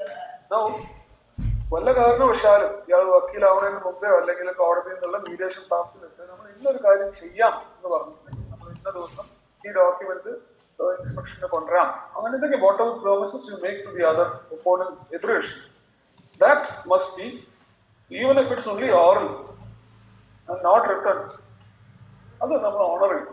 അത് because we are expected to behave like gentlemen and gentle ladies, and the gentleman's or gentle ladies agreement is binding on us. Ethical behavior to colleagues, അതിന് main ആയിട്ടുള്ളത് ടൗട്ടിങ്, സോളിസിറ്റിംഗ്, ഈ സംഗതികളാണ്. അല്ലാതെ നമ്മളെല്ലാവരും വക്കീൽമാരോട് അങ്ങോട്ടും ഇങ്ങോട്ടും ബാലകൃഷ്ണനുള്ളതും we generally follow a good pattern of behavior to our colleagues. But these are the aspects which the standards of professional conduct frown upon. Touting, soliciting, advertising, these are unprofessional behavior, directly or indirectly. അതെന്താ വെച്ചാൽ ബാക്കി professional ഇതേ professional ജീവിതം living ഉണ്ടാക്കാൻ നോക്കുന്ന ആൾക്കാർക്ക്, നിത്യവൃത്തി ഉണ്ടാക്കാൻ നോക്കുന്ന ആൾക്കാർക്ക് നമ്മൾ ടൗട്ട് ചെയ്താലും സോളിസിറ്റ് ചെയ്താലും അതൊരു ഭീഷണിയാണ്. We are not entitled to, നമ്മൾ ഓഫ്കോഴ്സ് നമ്മൾ അഡ്വർടൈസ്മെന്റ് കൊടുക്കാൻ പാടില്ല, പക്ഷെ indirect advertising like newspaper reports, inspired newspaper reports, TV ഇക്കാലത്ത് because of so much of the media, social media എല്ലാം കൂടെ വെർച്വലി പോസിബിൾ. അറിയാണ്ടൊക്കെ ചിലപ്പോൾ പറഞ്ഞു large extent it excusable, but inspiring reports to show your talent. ഞാൻ ഇത്ര കേസുകൾ ഇന്ന ദിവസം നടത്തി, ഹാഫ് റേറ്റ് ചീപ്പ് റേറ്റ് എന്ന് എഴുതിയിട്ടുള്ള അഡ്വർടൈസിംഗ് ഒന്നും പറ്റില്ല. That should be very careful, because if it is viewed as soliciting or showing that you have a special knowledge of a particular law, that is wrong. The action can be taken. നമ്മുടെ sign board നമ്മൾ ഹോർഡിങ്ങുമായിട്ടുള്ള sign board ഒന്നും പാടില്ല. Reasonable size പറയുന്നത് reasonable size. അതിൽ black and വൈറ്റിൽ normal sober ഒരു sign board. പിന്നെ suppose ഇപ്പൊ ശ്രീകാന്ത് ഇപ്പൊ ബാർ അസോസിയേഷൻ പ്രസിഡന്റ് ആണെന്ന് പറഞ്ഞിട്ട് ഇടാൻ പറ്റില്ല. You should not say anything other than that you are an advocate. You are not entitled to say that you are a judge, പഴയ ജഡ്ജായിരുന്നോ അല്ലെങ്കിൽ ഇപ്പൊ ജഡ്ജാണെന്നോ അല്ലെങ്കിൽ ബാർ കൗൺസിൽ മെമ്പർ ആണെന്നോ ബാർ അസോസിയേഷൻ പ്രസിഡന്റ് സെക്രട്ടറി ആണെന്നോ എഴുതാൻ പാടില്ല. ഇതൊക്കെ just advocate reasonable size board. ഇപ്പൊ അടുത്ത ബാർ കൗൺസിലേഴ്സ് കുറച്ചു കാലമായിട്ടുള്ളൂ, 5-6 കൊല്ലമായിട്ടുള്ളത്. ബാർ കൗൺസിലേഴ്സ് പെർമിറ്റഡ് വെബ്സൈറ്റ്സിൽ നമ്മുടെ ബേസിക് സംഗതികൾ പറയാം, ഏതൊക്കെ ഫീൽഡ് ഓഫ് പ്രാക്ടീസ് അങ്ങനെയുള്ള സാധനം. Amount of advertising that the bar councillors permitted. Times will change. ഇത് ഇപ്പോഴത്തെ കാലം കണ്ടിട്ട് യുഎസിലൊക്കെ ഉള്ള ഹെവി അഡ്വർടൈസിംഗിലേക്ക് പോകാം. പക്ഷെ ഇപ്പോഴത്തെ ആൾക്കാർ ഇങ്ങനെയാണ്, അത് ഫോളോ ചെയ്താണ്. Narayanan Nair versus state of Kerala 97-1 KLP 337. അതിൽ ഇഷ്യൂ വന്ന എന്താ വെച്ചാൽ ഈ പ്രോസിക്യൂട്ടർ ആയിട്ട് സെലക്ട് ചെയ്യാം. അപ്പൊ അതിനുള്ള ആപ്ലിക്കേഷൻസ് കൊടുക്കണം, ബയോഡേറ്റ കൊടുക്കണം. അപ്പൊ അത് വിൽ എമൗണ്ട് സോളിസിറ്റിംഗ് ഉള്ളൊരു ഇഷ്യൂ ആണ്. നമ്മൾ കേരള ഹൈക്കോർട്ട് പറഞ്ഞതെന്ന് വെച്ചാൽ it is just to assess their suitability as public prosecutors and to ascertain their willingness. So that will not fall under soliciting. പിന്നെ നമ്മൾ അണ്ടർകട്ട് ചെയ്യുന്നത് അഡ്വക്കേറ്റ്സ് ഫീയിൽ പറയുന്ന റൂൾസ് അനുസരിച്ചിട്ട് നമ്മൾ ഫീസ് വാങ്ങിയിട്ട് ആണ് ചെയ്തത്. അത് അണ്ടർകട്ട് ചെയ്ത് മറ്റുള്ളവർക്ക് ഒരു ബുദ്ധിമുട്ടുണ്ടാക്കാൻ, ഒരു അൺഫെയർ എടുക്കാൻ നോ ഒബ്ജക്ഷൻ ഇല്ലാതെ ഒരു വക്കീലിന് കേസ് എടുക്കരുത്. അത് പറഞ്ഞിട്ടില്ലെങ്കിലും നമ്മൾ you should at least call the other lawyer who's giving up the വക്കാൽ. സാധാരണ ഒരു സമാധാനം പോലെ ഈ കൊണ്ടുപോയിക്കോന്നേ പറയുന്നത്. പക്ഷെ നമ്മൾ ചോദിക്കണം, ആ കേർട്ടസി നമ്മൾ കാണിക്കണം. പിന്നുള്ളത് ഒരു അത് കുറച്ചു കാലം മുമ്പ് വെച്ചത്, അതായത് സെവറൽ ലോയേഴ്സ് നമ്മുടെ കേരളത്തിൽ നോർത്ത് ഇന്ത്യ സൈഡിൽ സെവറൽ ലോയേഴ്സ് ഈ അപ്രന്റീസുമാര് വരുമല്ലോ ലീഗൽ ട്രെയിനിങ്ങിന് as part of law college training, taking money, ഒരു പ്രീമിയം, ഒരു ഫീ ഒക്കെ വന്നു, ഒരു മാസം ഓഫീസിൽ വന്നിട്ട് എഡ്യൂക്കേഷൻ, ലീഗൽ എഡ്യൂക്കേഷൻ കിട്ടാൻ. That was frowned upon. 39A says that no lawyer should charge any fee or premium from any person for imparting training in law to enable him to qualify for enrollment. Then duty to enter legal aid, Rule 46.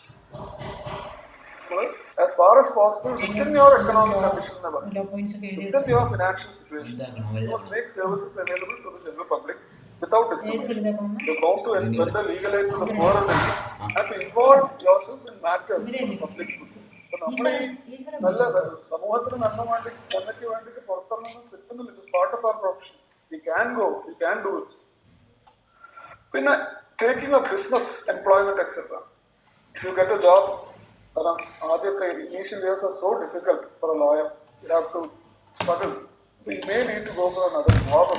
അങ്ങനെയാണെങ്കിൽ bar കൗൺസിലിനെ അറിയിച്ചിട്ട് you must cease practice or suspend practice. You cannot engage personally in a business. ചിലപ്പോൾ inherit ചെയ്തിട്ട് പാർട്ട്ണർഷിപ്പിലുള്ള business കിട്ടിപ്പോകും. നടത്തുന്ന business there you cannot be a managing partner or a working partner. You can only be a sleeping partner maximum.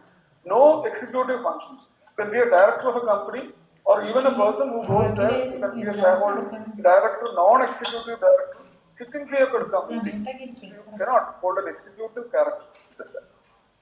Full-time employee of any entity.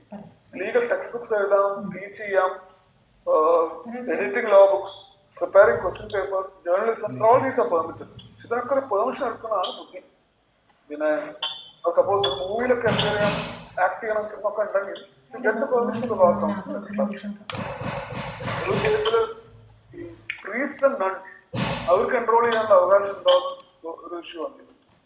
അവര് ഒരു ഇടവകന്റെ സ്ത്രീയിലൊക്കെ ഉള്ള ആൾക്കാരാണ്. They are getting their food, etc. So they are not earning anything from earning their livelihood from the profession. But can they be lawyers? Can they continue as lawyers? The High Court said yes, they can. That was 2005-4 KLP 745. പിന്നെ typical behavior to the state, public, etc.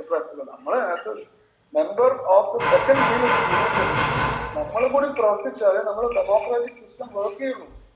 It goes without saying that you need to be integral to have a strong bar, which is one of the foundations of democracy.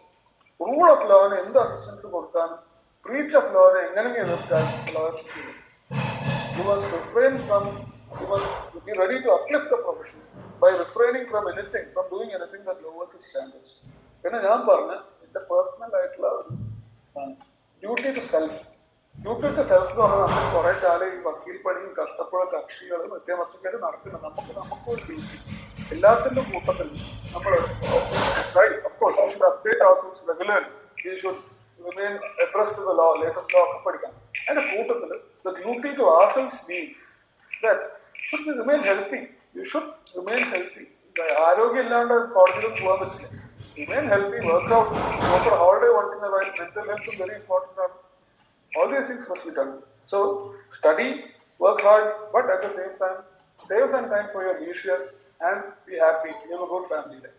So these are the basic things that are part of the standards of profession. Now, basically, the disciplinary action, which I don't think I need to explain to you, but that is, മൂന്ന് ശിക്ഷകളെ ഒരു bar കൗൺസിലിന് തരാൻ പറ്റുള്ളൂ for violation of professional or other misconduct. One is reprimand, 2 is suspension from practice, and 3 is removal from the books. അല്ലാതെ കക്ഷിന്റെ അടുത്ത് വാങ്ങിയ പൈസ തിരിച്ചു കൊണ്ടുവരാനും കൊടുക്കാനും these things are not beyond the powers of the bar council. And one more aspect which you have to understand is the standard of proof is beyond reasonable doubt. ഒരു വക്കീലിന് വെറുതെ ശിക്ഷിക്കുന്നില്ല. The nature of hearing is that of a disciplinary proceeding. Charge വേണം, അതൊക്കെ വെച്ചിട്ടാണ് ചെയ്യുക. Judicial natural justice is followed. And beyond reasonable doubt, ഒരു example പറയാം. ഒരു കേസിൽ the bar council formed its own opinion about the handwriting. അതൊരു ഡോക്യുമെന്റിനെ സംബന്ധിച്ച് the Supreme Court held അത് ചെയ്യാൻ പാടില്ല. Judges, of course, are provision the rule for section 47 subject to correction. The judge is the ultimate expert. It can use, the court itself can use its judgment to compare handwriting. But the Supreme Court said, but you must follow the principles of natural justice and should have taken the opinion of an expert to corroborate your finding. So, beyond reasonable doubt on that, in most cases, a lawyer will not be punished by the bar council for. And as a member of, I've seen quite a few cases come to, very rare cases are brought to the disciplinary council, mainly because lawyers ഒരു complaint വന്നാൽ അതിന് മറുപടി കൊടുക്കുന്ന ഒരു ആവശ്യം അത് ചെയ്തിട്ടില്ലെങ്കിൽ automatic ആയിട്ട് ഡിസിപ്ലിനറി കൗൺസിലിൽ പോകും. So if you have a complaint filed against you by somebody, clients എന്തിനൊക്കെയാണ് കേസ് കൊടുക്കാൻ പറയാൻ പറ്റുമോ വെരി കാര്യം കൊടുക്കുമ്പോൾ just ensure you file a reasonable reply. മിക്കവാറും the bar council itself, not the disciplinary committee. If your reply is satisfactory, അപ്പം തന്നെ അത് കഴിഞ്ഞു കിട്ടും. പിന്നെ ഇതിന്റെ appeal to the Bar Council of India, section 37, out of the Supreme Court, section 30.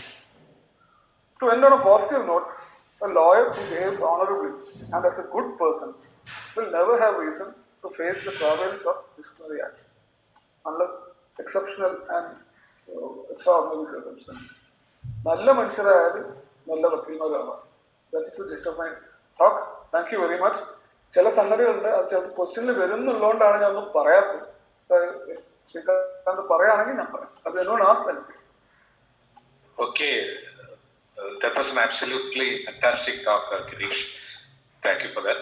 Before that, ഇതിനെപ്പറ്റി ഈ ഗിരീഷ് വക്കീൽ പറഞ്ഞ ഈ കാര്യങ്ങളുണ്ടല്ലോ, അതിനെപ്പറ്റി എന്തെങ്കിലും സംശയങ്ങൾ ഉണ്ടെങ്കിൽ പെട്ടെന്ന് ചോദിക്കാം. ആർക്കെങ്കിലും ഉണ്ടെങ്കിൽ please unmute yourself and ask.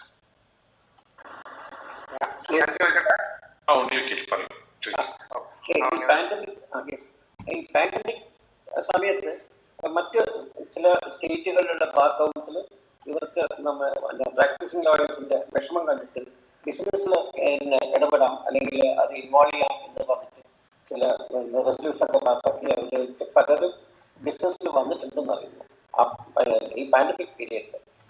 അത് അങ്ങനെയാണെങ്കിൽ അഡ്വക്കസിയുടെ കൂടെ ബിസിനസ്സും കൂടി സൈഡ് ബൈ സൈഡ് നടത്തും എന്നാണല്ലോ എൻ്റെ അർത്ഥം. Sir, I doubt very much whether there has been such a resolution in the first place. Because it is totally against the standards of professional etiquette. It is framed by the Bar Council of India. No state bar council has a right to suspend such things on its own. I doubt very much whether probably there may have been a proposal. അങ്ങനെ pass ചെയ്തിട്ടുണ്ടെന്ന് ഞാൻ ചെയ്യുന്നുണ്ട്. Bar council turns a blind eye. ഇപ്പൊ എങ്ങനെയെങ്കിലും ജീവിച്ച് പോയിക്കോട്ടെ എന്നുള്ളതാണ്.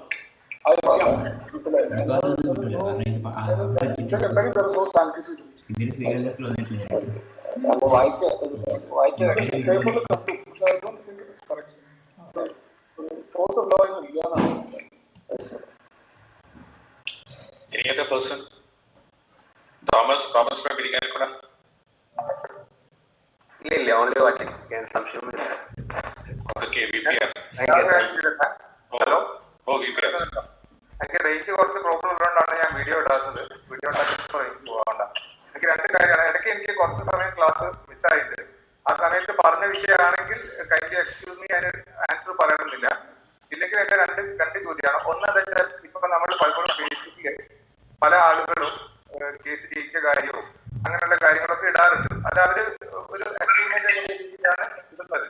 അതൊരു അഡ്വർടൈസ്മെന്റ് ആയിട്ട് കൺസിഡർ ചെയ്യുന്ന ഒരു സാഹചര്യം ഉണ്ടോ? ഈ സോഷ്യൽ മീഡിയ എന്നുള്ളത് പുതിയൊരു അവസ്ഥയാണല്ലോ.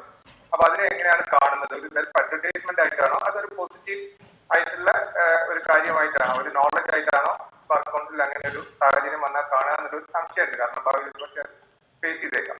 രണ്ടാമത്തത് ഫീസിന്റെ കാര്യം. വക്കീലന്മാര് പൊതുവെ ഒരാളോട് ഇപ്പം തോമസ് വക്കീല് എന്നൊരു കേസ് ഏൽപ്പിച്ചു, എന്നോട് ഒരാൾ വിളിച്ചു ചോദിക്കുകയാണ്, ഇരിഞ്ഞാലക്കുടയുള്ള തോമസ് വക്കീല് അവര് കേസിൽ 2 ലക്ഷം ഫീസ് വാങ്ങി എന്ന് എന്നോട് ചോദിക്കുമ്പോ ഞാൻ അയാളോട് ഒരിക്കലും ആ കേസിൽ 2 ലക്ഷം വാങ്ങാൻ പാടില്ലല്ലോ, അതൊക്കെ ഭയങ്കര അധികമാണ്, അങ്ങനെ വാങ്ങുന്നത് കൊലപാതകമാണ് എന്നൊക്കെ പറഞ്ഞിട്ട് വക്കീലിനെതിരെ തിരിച്ചു വിടുന്ന ഒരു സാഹചര്യം പലപ്പോഴും നമ്മൾ കാണാറുണ്ട്. അപ്പൊ അതിൽ നമ്മൾ സൂക്ഷിക്കേണ്ട ഒരു എറ്റിക്കറ്റ് എന്ന് പറയുന്നത് അത് നിയമപ്രകാരം അങ്ങനെ ഉണ്ടോന്നുള്ളതല്ല. ആ സാഹചര്യത്തിൽ നമ്മൾ എന്താണ് പറയേണ്ടത്? ഒരു പക്ഷേ ശരിയായിരിക്കാം, കാരണം അത്ര ഫീസ് വാങ്ങാൻ പാടില്ലായിരിക്കാം. പക്ഷെ അത് നമ്മൾ പറയണോ പറയണ്ടേ എന്നൊക്കെയുള്ള ഒരു നമ്മുടെ ഒരു പ്രൊഫഷണൽ എത്തിക്സ് എങ്ങനെയാണ് നമ്മളത് കൈകാര്യം ചെയ്യുക എന്നുള്ളതാണ് എന്റെ മറ്റൊരു സംശയം. ഓക്കെ. രണ്ടാമത്തെ സംശയം പറഞ്ഞപ്പോ ഫസ്റ്റ് പറഞ്ഞു, ഇപ്പൊ ആദ്യം രണ്ടാമത്തെ പറയാം. ഓക്കെ, ഒന്നുകൂടി ഫസ്റ്റ് ക്വസ്റ്റ്യൻ ഒന്നുകൂടി പറഞ്ഞു. ഫീസ് വാങ്ങുന്ന ഓരോ വക്കീലിന്റെയും individual no one can dictate what a lawyer can charge as his fees. Minimum ആണ് പറയുന്നത് ഈ അഡ്വക്കേറ്റ് ഫീസ് റൂൾസിലൊക്കെ. You cannot undercut another lawyer എന്ന് പറയുന്നത്. എത്ര ഫീസ് ചാർജ് ചെയ്യുന്നതിന് മാറ്റം അത് ഇൻകം ടാക്സ് ആയിട്ടുള്ള പ്രശ്നമാണ്. Bar council cannot tell you how much fees you can charge for it. Now the client is willing to pay 2 lakhs for a haircut or case.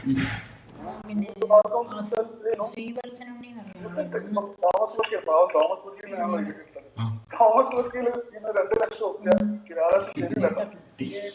2 lakh Thomas വക്കീല് വാങ്ങി അത് ചെയ്യാൻ പാടില്ലായിരുന്നു, അത് വളരെ കൂടുതലായി പോയി. ആ പറയുന്ന രീതിയിൽ നമ്മൾ തന്നെ you ridicule another lawyer, defame another lawyer. These are the subject matters of things. If the other lawyer hears about it, he can very well complain to the bar council or the police. അത് ഇത് നമ്മുടെ individual സാധനമാണ്. But contingent fee. Now suppose 20 lakhs case ജയിച്ചിട്ട് Thomas വക്കീൽ ഞാൻ പറയില്ല, ഏതെങ്കിലും ഒരു വക്കീൽ 2 lakhs വാങ്ങിയാണ്, അത് contingent fee ആണ്. That is found upon by the bar council. We cannot do that. I read out certain decisions of Rule 31 ഏതോ ഞാൻ ഇപ്പൊ തന്നെ പറഞ്ഞു.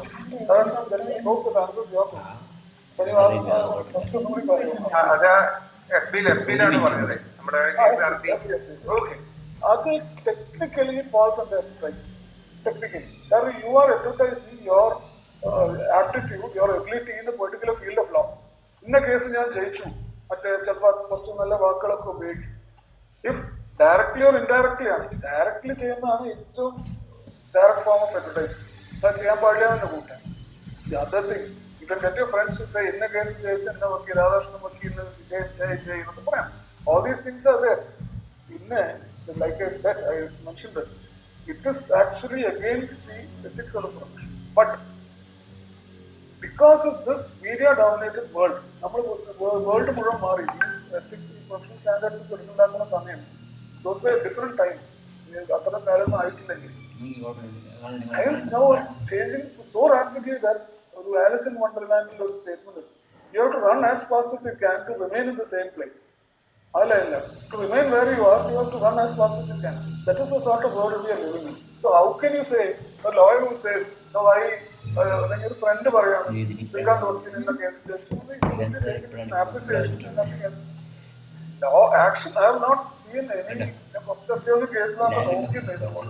പക്ഷെ അഡ്വർടൈസിംഗ് എന്നൊക്കെ പറയുന്നത് സ്ട്രേറ്റ് ബ്ലേറ്റന്റ് ഈ സോഷ്യൽ മീഡിയയിലുള്ള സാധനങ്ങൾ ഇത് വേറെ no action is been taken by the bar council any bar council. Okay, അല്ല അങ്ങനെ വരുമ്പോ ഒരു കാര്യം ചെയ്യാം. കാരണം ഞാനൊരു കേസ് ജയിച്ചാല് തോമസ് വക്കീലിനെ പോസ്റ്റ് ചെയ്യാം, തോമസ് വക്കീൽ ജയിക്കാൻ ഞാൻ പോസ്റ്റ് ചെയ്യാം, അപ്പൊ കുഴപ്പമില്ലല്ലോ. എപ്പോഴും ചെയ്താൽ തോന്നുന്നു അങ്ങോട്ട് കൊണ്ട് ചെയ്യാം, അത് പാടില്ല. കുറച്ചൊക്കെ you scratch my back I scratch yours, അത് പറ്റില്ല. കുറച്ച് ഡിസ്ട്രിബ്യൂട്ട് ചെയ്ത് ചെയ്യാം.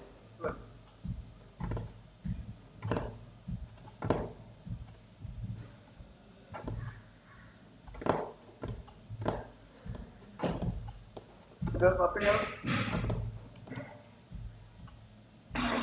ശ്രീകാന്ത് വക്കീൽ പറയുന്നത് കേൾക്കുന്നില്ല, എന്താണെന്നുള്ളത്. മ്യൂട്ടില്ല ശ്രീകാന്ത്, മ്യൂട്ടില്ല.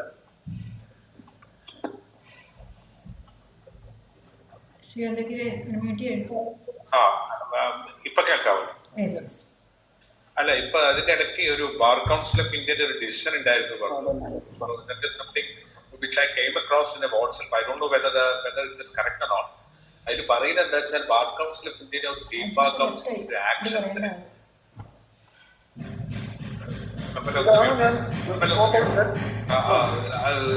ബാർ കൗൺസിൽ ഓഫ് ഇന്ത്യനെയോ അല്ലെങ്കിൽ സ്റ്റേറ്റ് ബാർ കൗൺസിലിന്റെ ആക്ഷൻസിനെയോ ഡിസിഷൻസിനെയോ എന്താ പറയാ അങ്ങനെ ഒരു I don't know whether it's correct or not, because WhatsApp ചെയ്യാനാണോ അറിയില്ല. ബട്ട് സിൻസ് ദർ ഇസ് ഒരു ലിങ്ക് കിട്ടിയപ്പോൾ I found that I thought that it was correct. Whether there is such a thing and whether it stands to reason. I was waiting for this. I said, this thing came out yesterday, just in time for me to face the music today. But whatever it is, either Sangali has been passed, it has been sent to the Gazette for publication. Either the words full exact statute is government negative. First rule one, that a lawyer shall always, the advocate shall always behave like a gentleman, gentle lady. Gentle lady in day-to-day life shall not do any unlawful acts. This is not the actual language of the specification. He or she shall not make any statement in the print, electronic or social media which is indecent or derogatory, defamatory or motivated, malicious or mischievous against any court or judge, or a member of the judiciary, or against the state bar council, member of the state bar council, or the bar council of India, and he shall not engage in any willful violation, disregard, or defiance of any resolution or order of the state bar council or the bar council of India, which amounts to misconduct and is punishable so. He shall not undermine the dignity of this state bar council or the bar council of India. Basic section, namukku danger aayittunde. This is a dangerous thing. I am in fact liable to be prosecuted against the bar council of India for saying this. The fact is that legislation. The thing is, there are scenarios. Provided that a healthy and bona fide criticism made in good faith shall not be treated as a criticism of foreign. So there is a protection involved. Now, after all, we are all living in a country in which the Constitution of India applies. Article 19(1) in freedom of speech and expression in there. It is not something that a bar council can, uphold. All the bar council members are elected. Can they reply to their populace, their electorate? Can anyone take such action? This is going to be opposed by the Kerala Bar Council anyway. That's something else. But for the time being, criticism prevent which is not possible. That is all. Yeah, I was just thinking, because clubbing it together with judge and judiciary is absurd, because അവർക്ക് ഒരു spokes person ഇല്ല.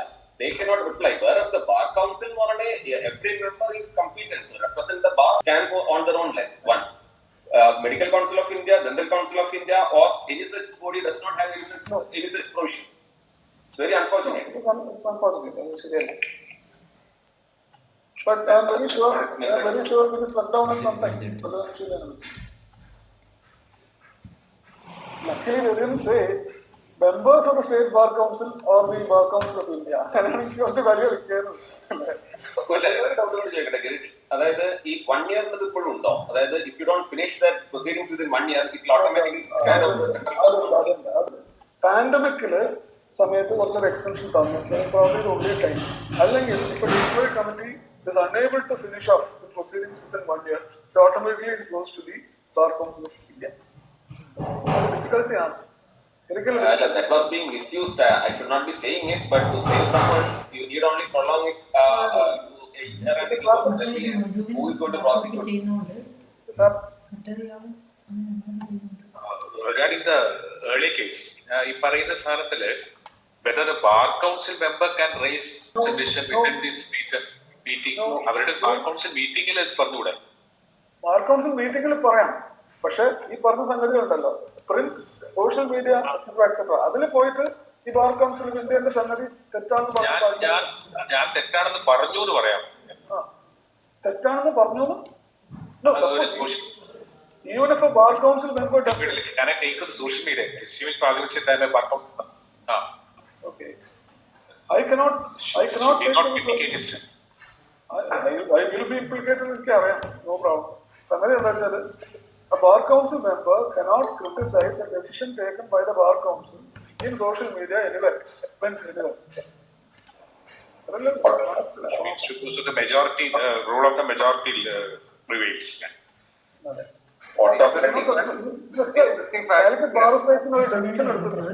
അതിലിപ്പോ no one agrees. When someone does not, പുറത്ത് വന്നിട്ട് ബഹളം ഉണ്ടാക്കാൻ പാടില്ല.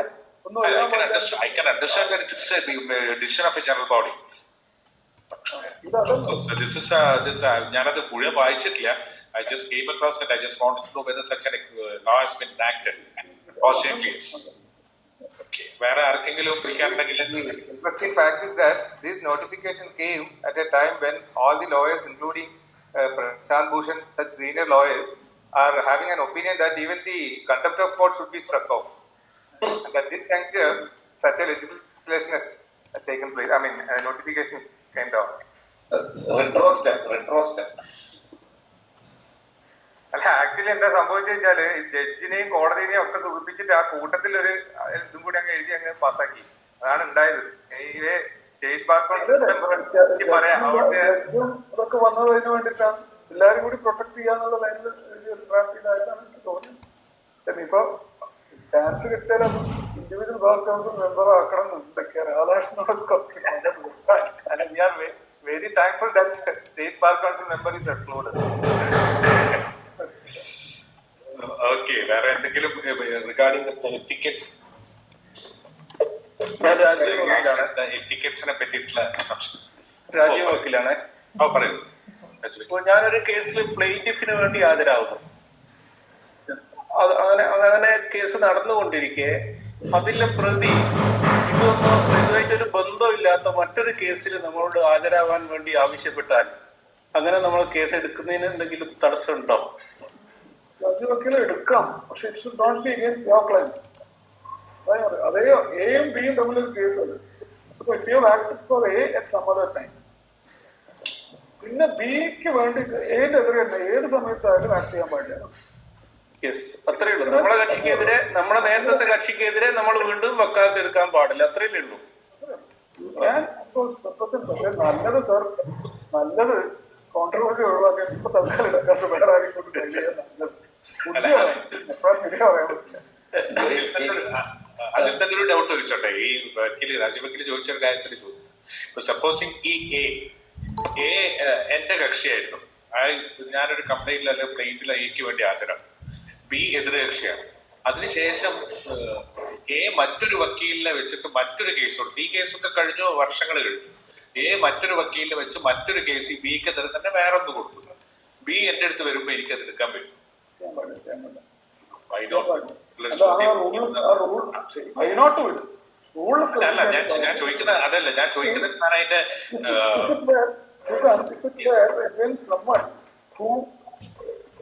എന്റെ കക്ഷി അല്ലാത്ത ആളാണെങ്കിൽ അല്ല, totally different course of action, totally different course of action ആണെങ്കിലും if you do that, what happens is എന്റെ കക്ഷിയുടെ വീക്ക്നെസ്സുകൾ നമുക്ക് അറിയാം. People are doing it, but if you get caught, it's a problem. Girish, we live in a city, we have certain business houses who block all the lawyers, like giving cases to X, Y, Z indiscriminately. So that in the last there won't be any lawyer to take a case against them. നമ്മള് brief എടുക്കാതിരിക്കുക എപ്പോഴെങ്കിലും. Then again, then you are consciously violating the so-called ethics.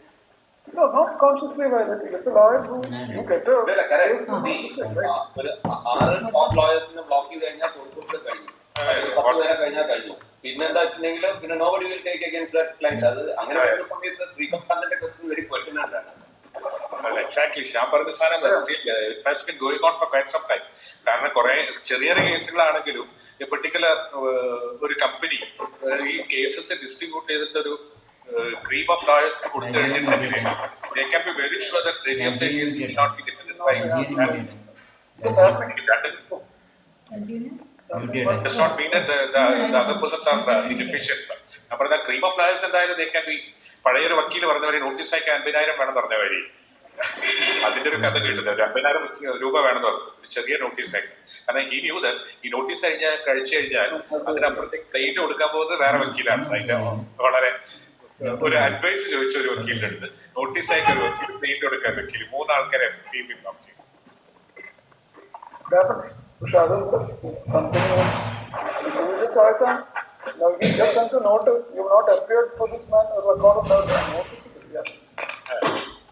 Notice അഡ്വൈസും of course അന്നത്തെ ആൾക്കാർ Devar in those days. ഇനി അത് questions, നമ്മുടെ സമയം ഏകദേശം കഴിയാറായി. നിഖിലാണേ ഞാൻ. ഒന്നുമില്ല, ഈ പറഞ്ഞ കേട്ട വിഷയമായിട്ട് ബന്ധപ്പെട്ടാണ് നമ്മളിപ്പോ നമ്മൾ ഓൾറെഡി അപ്പിയർ ചെയ്ത ആൾക്കെതിരെ അപ്പിയർ ചെയ്യാൻ പറ്റില്ല എന്ന് പറഞ്ഞു. അപ്പൊ നമുക്കത് ടെക്നിക്കലി വക്കാലത്ത് ഫയൽ ചെയ്യാൻ പറ്റില്ല എന്ന് മാത്രമാണോ, അല്ലെങ്കിൽ നമ്മളിപ്പോ ഒരു ജൂനിയറിനെ കൊണ്ട് വക്കാലത്ത് ഫയൽ ചെയ്യിപ്പിച്ച് നമുക്ക് കേസ് നടത്താൻ പറ്റൂല എന്നുള്ളൊരു ഡൗട്ടാണ്. അല്ല അതെ അല്ല റൂളിൽ അപ്പൊ Girish, the 11th commandment applies. Thou shall not be caught. Exactly. Okay, sir. Any other questions?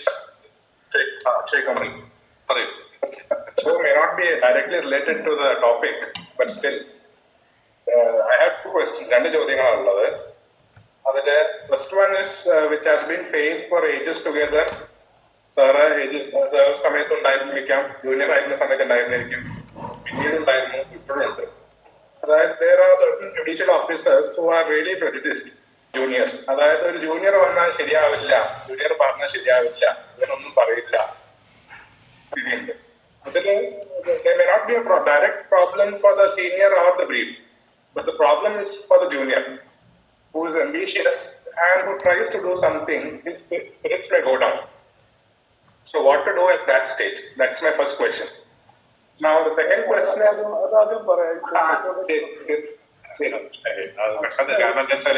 അത് വളരെ ടോപ്പിക്കിനോട് ബന്ധപ്പെട്ടൊരു ചോദ്യം അല്ല. അത് നമ്മുടെ കോൺട്രാക്ട് ലീഗൽ എംപവർമെന്റിന്റെ മറ്റ് ഒരു സീസൺ വെക്കുന്നുണ്ട്, how to tackle a judge എന്നുള്ളതിനെ. ഇത്ര പറയാനുള്ളൂ. അതായത് ഹ്യൂമർ ഒക്കെ ഞാൻ പറഞ്ഞു. ഒരു ചെറിയൊരു എക്സാമ്പിൾ പറയാം. അത് പണ്ടൊരു ഇതിൽ പറഞ്ഞാണ്, സം പീപ്പിൾ നോ ഇറ്റ്. മുഹമ്മദിനെ അറിയാം, മുഹമ്മദ്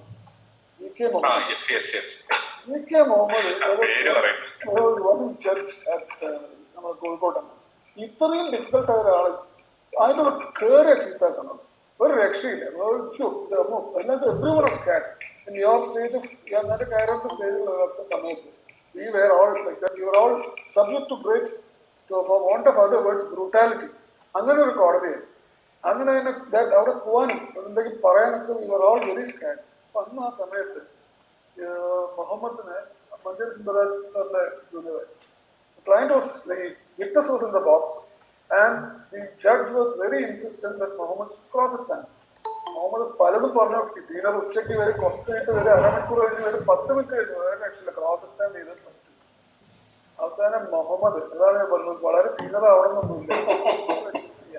മുഹമ്മദ് പറഞ്ഞത്, yes your honour, I will cross-examine, but your honor may not record it.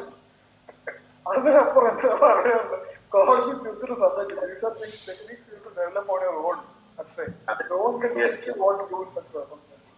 Correct. The next one? Yes, next one is maybe related to the topic right now, sir. Now, sir, we are the world of information technology or IT-പരമായിട്ടുള്ള സംഗതികളാണ്. So, on one side, one set of lawyers or a kind of lawyers earn income by pleading guilty, petty കേസുകളൊക്കെ വെച്ചിട്ട് നടത്തുന്ന പല വക്കീലന്മാരുണ്ട്, ഒരുപാട് വക്കീൽ. അവർക്ക് ഒരു there has been a situation wherein as part of modernization or information technologization, ഈ petty കേസുകളെല്ലാം ഓൺലൈൻ ആക്കിയിട്ട് ഓൺലൈൻ ചാർജസ് പേ ചെയ്യാനുള്ള ഒരു സിസ്റ്റം വരുന്നു. സോ അപ്പം many lawyers are against that system. But it seems to be a paradox in fact. എന്താ വെച്ചാൽ കക്ഷികൾക്ക് ആവശ്യം എങ്ങനെ പെട്ടെന്ന് തീർക്കാന്നുള്ളതാണ്, ജഡ്ജികൾക്ക് ആവശ്യം ചെറിയ ചെറിയ സംഗതികൾ നമ്മുടെ മുമ്പിലേക്ക് വരാതിരിക്കാനുള്ളതാണ്. പക്ഷേ പല വക്കീലന്മാർക്ക് ഇത് ഇപ്പോഴും നിലനിന്നാൽ കൊള്ളാവുന്ന ഒരു അഭിപ്രായത്തിലാണ്. So what is your take on that? Akshay, every generation of lawyers faces such things. When we were starting off with the CPC, FLT, whatever it is, you oppose it. Change is inevitable. നമ്മളിപ്പോ ഈ പറയുന്ന ഈ level of practice ഒന്നും ആയിരിക്കില്ല.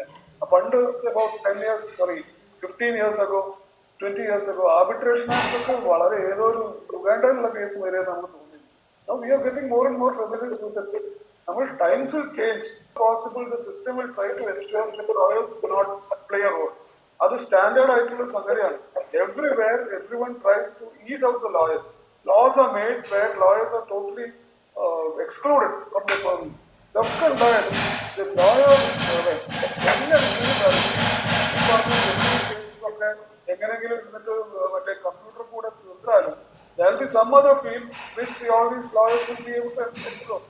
It is not a you can always try, the bar council all you can do is try to prevent such what it sees a cessation of work, the lack of opportunities. Look on the try lawyers in a പക്ഷേ think of other avenues like Justice Mushtaq അന്ന് പറഞ്ഞപ്പോൾ we were all opposing മറ്റേ ബാർബേഷനിൽ വന്നിട്ട് he was saying that the mediation it is ruining our lives. Yes, but mediation has been around for the last 10 years. And what has happened? നമുക്ക് കുറച്ച് വർക്കൊക്കെ തോന്നുന്നു, നമ്മൾ ആരെയും survive ചെയ്യാതിരുന്നുണ്ടോ? We will find ways, Akshay. Now if nothing else works, we will encourage tort law. Tort കൊടുക്കാൻ തട്ടി വീണ പൈസ. Number of cases, and fund we used to file only cases where കുറച്ചൊരു കാര്യമുണ്ട്, the client will get justice. അല്ലെങ്കിൽ reasonable chance of winning. അങ്ങനത്തെ കേസൊക്കെ ഉള്ളതാണ് നമ്മൾ ഫയൽ ചെയ്യുക.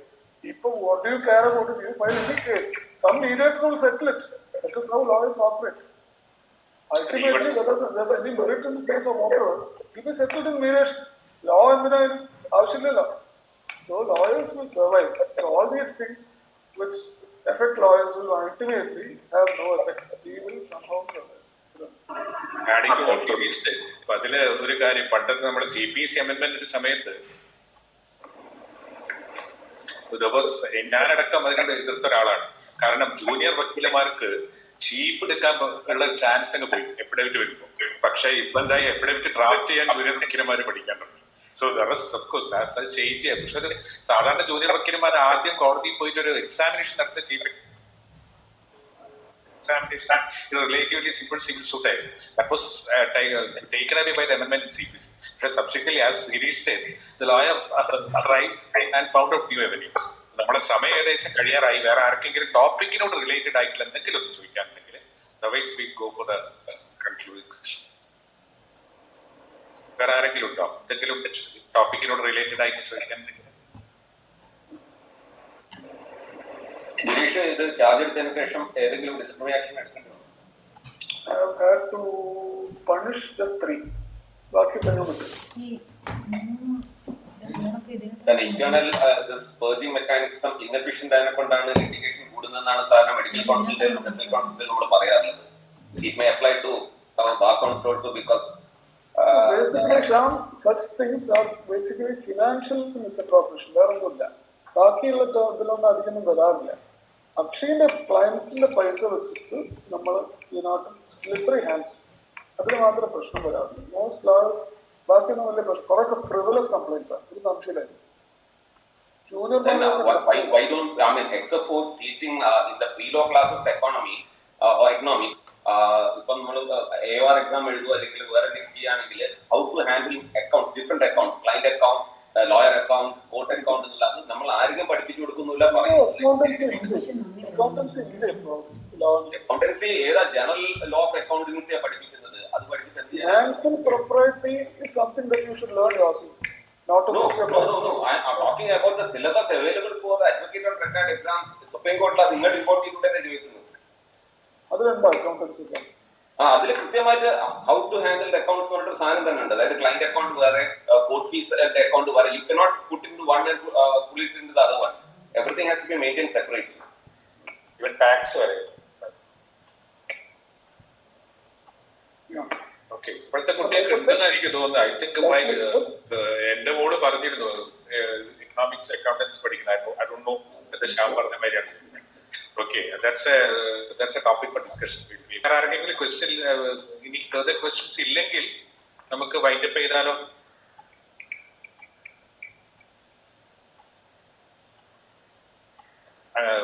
So since there are no other persons forthcoming to ask questions, let's go for a vote of thanks. Yes. Advocate Ajisha, member welfare. Ajisha, please unmute yourself. കേക്കാവോ? കേൾക്കാം. Hello, കേക്കാവോ? കേൾക്കാം. കേക്കാവോ? കേൾക്കുന്നുണ്ട്. റേഞ്ചിന്റെ പ്രശ്നം. ഇന്നത്തെ പരിപാടിയുടെ okay. Bar association president advocate Srikanthan Nair sir, secretary advocate PK Nirmala madam, ഇന്ന് നമ്മുടെ ക്ലാസ് കൈകാര്യം ചെയ്ത നമ്മുടെ ബാർ കൗൺസിൽ അംഗമായിട്ടുള്ള അഡ്വക്കേറ്റ് ശ്രീനാഥ് ദിലീപ് സാർ, മറ്റ് അഭിഭാഷക സുഹൃത്തുക്കളെ, ബാർ അസോസിയേഷൻ നടത്തുന്ന അഡ്വക്കേറ്റ് ലെക്ചറിന്റെ 3ാമത്തെ ക്ലാസ് ആണ് ഇന്നിവിടെ നടന്നിട്ടുള്ളത്. ലോയേഴ്സ് കോഡ് ഓഫ് കണ്ടക്ട് എന്ന വിഷയത്തിൽ വളരെ കുറഞ്ഞ സമയം കൊണ്ട് നമുക്ക് മനസ്സിലാവുന്ന രീതിയിൽ നല്ലൊരു ക്ലാസ് ആണ് ശ്രീനാഥ് ദിലീപ് സാർ എടുത്തു തന്നിട്ടുള്ളത്. ആദ്യമായിട്ട് ഇത്തരത്തിലൊരു ക്ലാസ് വളരെ നല്ല രീതിയിൽ എടുത്തു തന്ന ശ്രീനാഥ് ദിലീപ് സാറിന് ബാർ അസോസിയേഷന്റെ നന്ദി അറിയിക്കുകയാണ്. അതോടൊപ്പം തന്നെ ഇന്നത്തെ പരിപാടിയിൽ പങ്കെടുത്തിട്ടുള്ള നമ്മുടെ ക്ലാസ്സിൽ പങ്കെടുത്തുകൊണ്ട് ചർച്ചയിൽ പങ്കെടുത്തിട്ടുള്ള അഡ്വക്കേറ്റ്സ്, അതോടൊപ്പം തന്നെ നമ്മുടെ ഇന്നത്തെ ഈ ഒരു ക്ലാസ്സിൽ പങ്കെടുത്തിട്ടുള്ള മുഴുവൻ അഡ്വക്കേറ്റ്സിനെയും അസോസിയേഷന്റെ നന്ദി അറിയിക്കുന്നു. അതോടൊപ്പം തന്നെ ഇന്ന് ഔപചാരികയുടെ പേരിൽ മാത്രം നമ്മുടെ പ്രസിഡൻഷ്യൽ അഡ്രസ് ചെയ്ത ശ്രീകാന്ത് സാറിനും, അതോടൊപ്പം തന്നെ വെൽക്കം സ്പീച്ച് നടത്തിയ നിർമ്മല മാഡത്തിനും എല്ലാവർക്കും ഒരിക്കൽ കൂടി നന്ദി പറഞ്ഞു.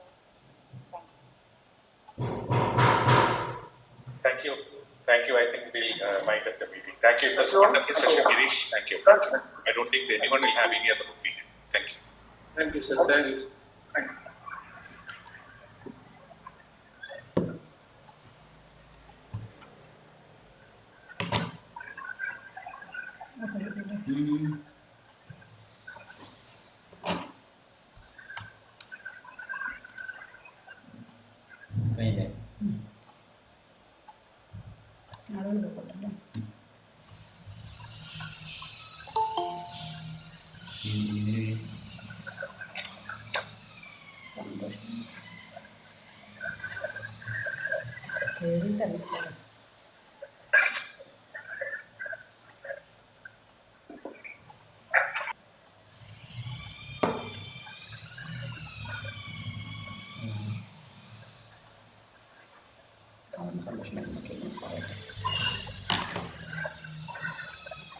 സന്തോഷ് മേനോട്ടില് നമ്മുടെ ക്ലാസ് കഴിഞ്ഞിട്ടുണ്ട് കേട്ടോ.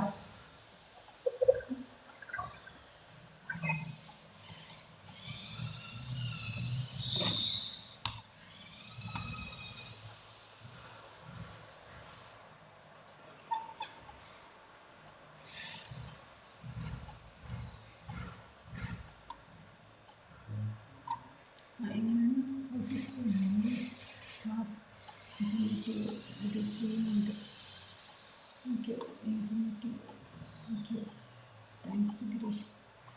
Wonderful, it was interesting. Thank you.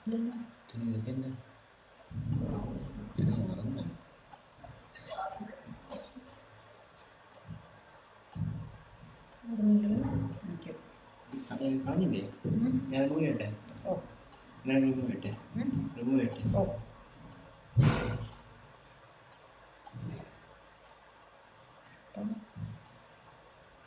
എൻ്റെ ക്ലാസ് ശ്രീനഗറിൽ പറഞ്ഞു മീറ്റിങ്ങിൽ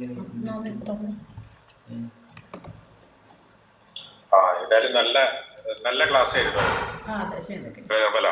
നമ്മളെ ടൈം കിട്ടി നല്ല ക്ലാസ് ആയിരുന്നു. മറ്റേ മറുപടി പറയേണ്ട ക്ലാസ് വളരെ നല്ല ക്ലാസ് ആയിരുന്നു. അതെ, മറുപടി പറയേണ്ട ക്ലാസ് വളരെ നല്ല ക്ലാസ് ആയിരുന്നു. അതെ, നല്ല റെസ്പോൺസ് ഉണ്ട്. അതെ അതെ, കുറെ മെസ്സേജസ് വന്നിട്ട് മെസ്സേജസ് ഒന്ന് നോക്കട്ടെ.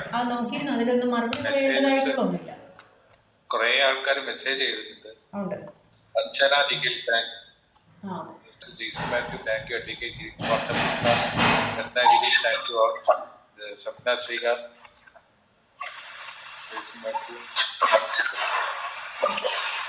സന്തോഷത്തില്ല എപ്പോഴാ വന്നത്.